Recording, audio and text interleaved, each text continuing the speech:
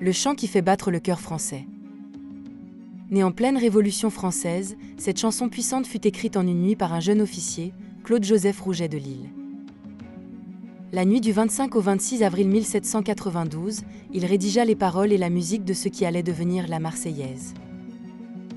À la suite de la déclaration de guerre de la France à l'empereur d'Autriche, il composa chez le maire de Strasbourg, dénommé Dietrich, un morceau qu'il intitula Chant de guerre pour l'armée du Rhin.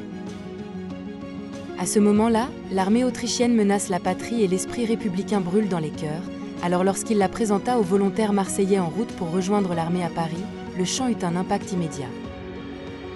Elle devint réellement le symbole de la résistance française, scandée par les républicains lors de la bataille de Valmy en 1792, où les forces françaises repoussèrent l'armée prussienne.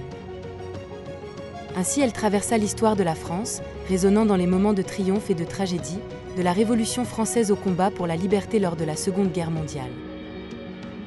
Suite à ses nombreuses utilisations, elle fut adoptée en tant qu'hymne national française lors d'une séance à la Chambre des députés présidée par Gambetta, le 14 février 1879. Aujourd'hui, elle résonne dans les stades, les rassemblements et les moments de solidarité nationale, incarnant l'âme de la France. Voici 2 faits étonnants sur l'hymne français. 1. La version complète de l'hymne national française comprend 7 couplets, mais seuls le premier couplet et le refrain sont généralement chantés. 2. Elle a été traduite dans de nombreuses langues et utilisée comme hymne de protestation et de solidarité dans le monde entier.